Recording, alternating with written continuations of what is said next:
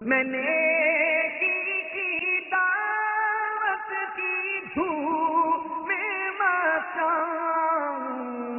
عطا ایسا کر حوصلہ یا الہی۔ میرے آقا مدنی مصطفیٰ صلی اللہ علیہ وسلم کے ساتھ ایک مرتبہ صحابہ کرام کسی جنازے میں شریک ہوئے۔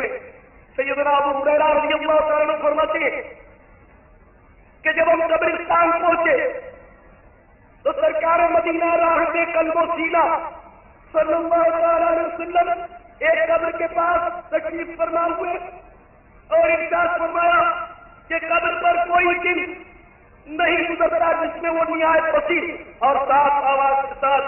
یہ اعلان نہ کرتی ہو، یعنی قبر روزانہ پکار پکار کر کہتی ہے اے انسان تو مجھے بھول گیا، میں تنہائی کا کروں، اجنبیت کا کروں، میں وحشت کا کروں، میں کیڑوں اور مکوڑوں کا کروں، میں نہایت تنگی کا کروں،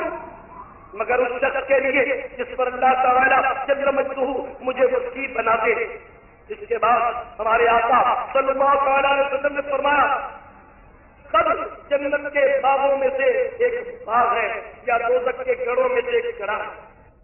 بعض لوگ ہنس رہے تھے، ان کے دانت ظاہر ہو رہے تھے۔ میرے آقا صلی اللہ علیہ وسلم نے ارشاد فرمایا اگر تم لذتوں کو توڑنے والی موت کو کثرت سے یاد کرتے تو وہ تمہیں اس ہنسی مذاق میں مشغول ہونے سے روک دیتی جن سے تمہیں ہنسی آ رہی ہے۔ ہر شخص کی قبر روزانہ اعلان کرتی ہے کہ میں بالکل تنہائی کا گھر ہوں، میں سب سے علیحدہ رہنے کا گھر ہوں، میں کیڑوں کا گھر ہوں۔ جب نیک مومن دفن ہوتا ہے تو قبر اس سے کہتی ہے کہ تیرا آنا بڑا مبارک ہے، تیرے آنے میں بڑی خوشی ہوئی، جتنے لوگ میری پشت پر چلتے تھے ان میں تو مجھے بہت پسند تھا، آج تو میرے پاس آیا ہے، میں تو تجھے اپنا طرز عمل دکھاؤں گی۔ اس کے بعد وہ اتنی وسیع ہو جاتی ہے کہ جہاں تک مردے کی نظر آئے، اور اس کی قبر میں ایک کھڑکی جنت کی جانب سے کھل جاتی ہے جس سے وہاں کی خوشبوئیں اور ہوائیں اس کو آتی رہتی ہیں۔ میں نیکی کی دعوت کی دھوم میں مچاؤں،